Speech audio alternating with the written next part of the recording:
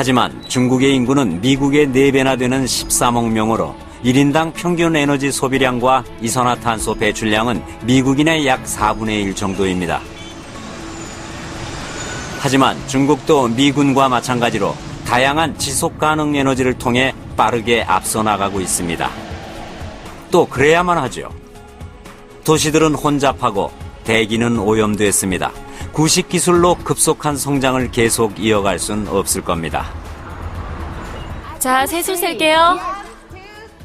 베이징에서 열린 이 회의에는 중국 전역의 시장들, 국영기업의 중역들, 각국의 대표들이 모였습니다.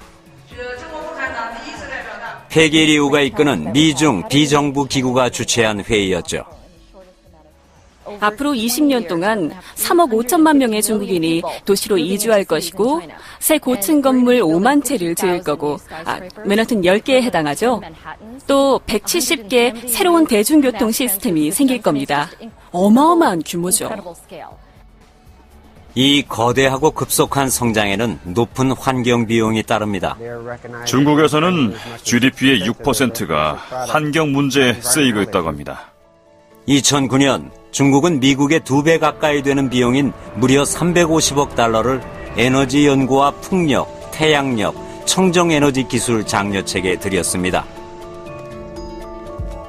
그래서 한 미국 기업은 이곳에 세상에서 가장 앞서가는 태양력 연구시설을 세웠죠. 중국은 이제 어떤 나라보다도 많은 태양 전지판을 만듭니다. 하지만 저기술 저비용의 해결책도 장려하고 있는데요. 서민 가정에서 태양열 온수기를 볼 수 있고 어떤 도시에는 거의 모든 옥상마다 있습니다. 중국은 지금 모든 방법을 다 써보고 있어요. 27개 도시에서 LED 신호등을 쓴다거나 20개에서 30개 도시에서 전기자동차를 쓴다거나 하는 시도들이죠. 하지만 어떤 도시에 가봐도 중국 전력의 70% 이상을 생산하는 데 쓰이는 석탄이 눈에 보이는 오염과 건강 문제 등 심각한 피해를 낳고 있습니다. 중국은 어떤 나라보다도 많은 석탄을 쓰지만 석탄을 좀 더 깨끗하게 태울 방법을 찾고 있기도 하죠. 탄소 포집 및 격리를 위해 설계된 이 시험 공장은 2010 상하이 엑스포에 맞춰 서둘러 완공됐습니다. 이 공장은 곧 규모를 확대해 1년에 300만 톤의 이산화탄소를 포집해서 대기로 돌아가지 못하도록 땅속에 묻을 수도 있습니다. 중국에서는 미국에서 걸린 것보다 훨씬 더 짧은 시간 내에 많은 공장을 짓고 있습니다. 지금 중국은 3개의 공장입니다. 저희는 그걸 세계 청정기술 실험실로 만들고 싶은 거죠. 탄소를 포집하며 석탄을 태우는 방식은 재생가능 에너지가 자리 잡을 때까지 가교 역할을 할 수 있습니다. 중국은 비용 효율이 높고 대규모로 이용할 수 있는 청정에너지 기술을 찾아낼 겁니다. 그게 전 세계 사람들이 원하는 해결책이죠. 과연 저탄소 방식은 인구가 급증하는 세상에 충분한 에너지를 공급할 수 있을까요? 비화석연료에서 얻을 수 있는 에너지의 양을 숫자로 살펴보겠습니다. 오늘날 지구상의 모든 사람이 쓰는 에너지의 양은 15.7테라와트입니다. 어마어마한 양이죠. 와트로 계산하자면 157 뒤에 0이 11개가 옵니다.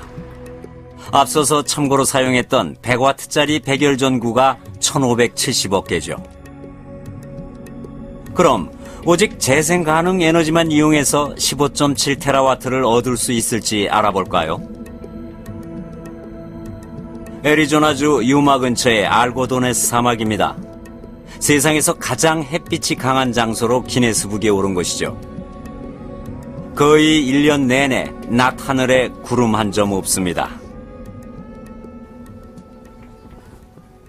0.01%, 100분의 1%입니다. 지구에 닿는 태양 에너지의 0.01%만 모을 수 있다면 전 세계가 쓰고도 남죠. 현대 기술은 이 작업에 착수했습니다. 여기는 탑을 이용해 집중된 태양 에너지를 수확하는 최초의 상업발전소입니다. 스페인 세빌리아 근처 55헥타르가 넘는 땅에 펼쳐진 624개의 거울이 약 120m 높이의 탑으로 햇빛을 반사하고 있습니다. 강한 열기가 생성하는 증기로 터빈이 돌아가며 전력을 생산합니다. 이 시설이 완공되면 20만 개 가구에 전력을 공급할 수 있을 텐데요. 세빌리아 전체에 공급하기에 충분한 양이죠.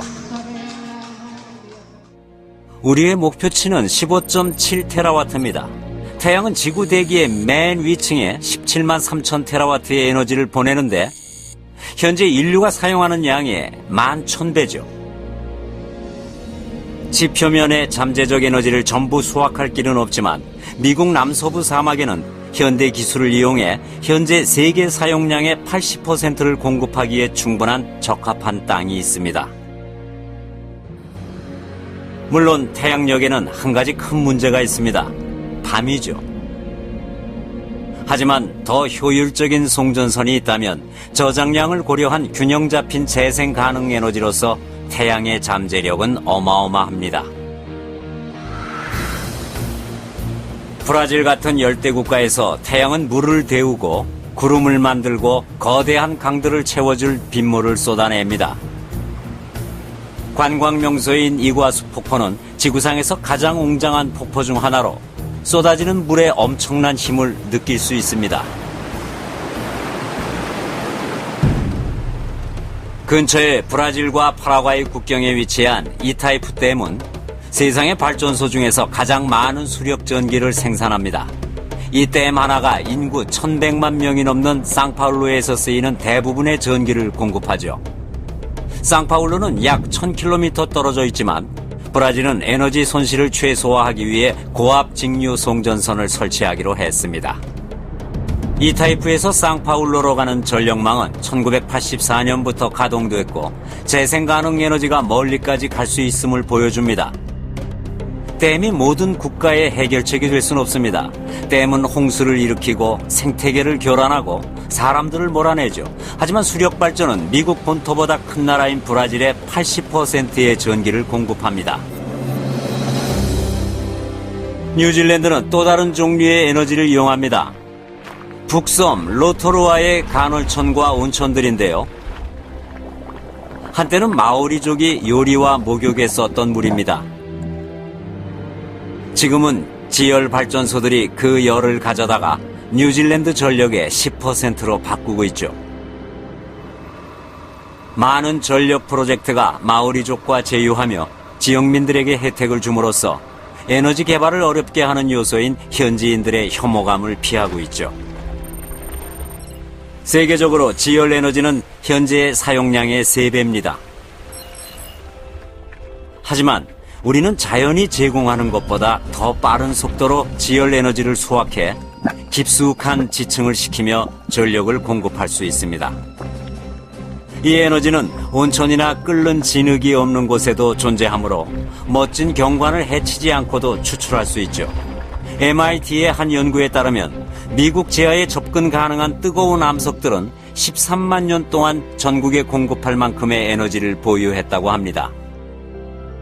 또 지열은 수력전기처럼 태양이 빛나지 않거나 바람이 불지 않을 경우에 바로 전력을 공급해 줄 수 있습니다. 깊숙한 지하의 암석에서 에너지를 캐는 건 비교적 새로운 기술이지만 풍차는 수세기 동안 이용해왔죠. 바람은 어디에나 붑니다.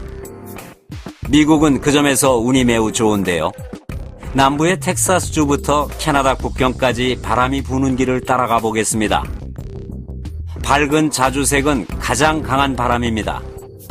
약 3,000km를 가는 내내 이산화탄소를 배출하지 않고 전력으로 바꿀 수 있는 공짜 자원이 있습니다. 하지만 사람들과 정부의 결단과 행동이 필요하죠. 텍사스 서부의 상황을 살펴볼까요?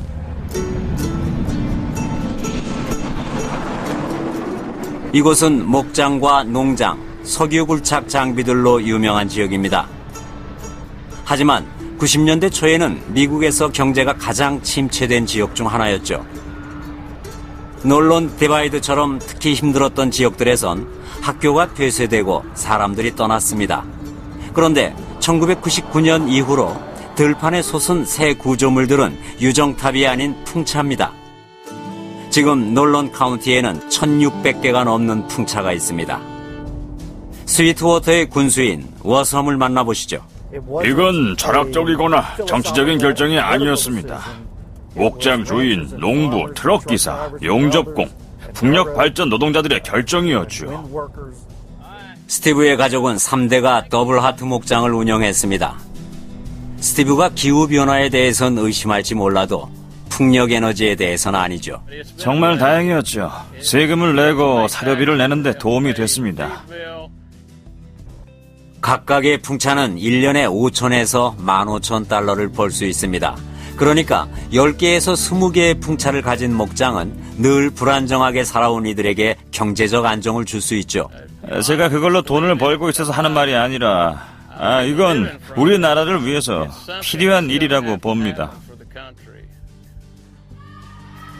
이제 지역 학교의 학생들도 늘고 프로그램 자금도 늘고 있습니다.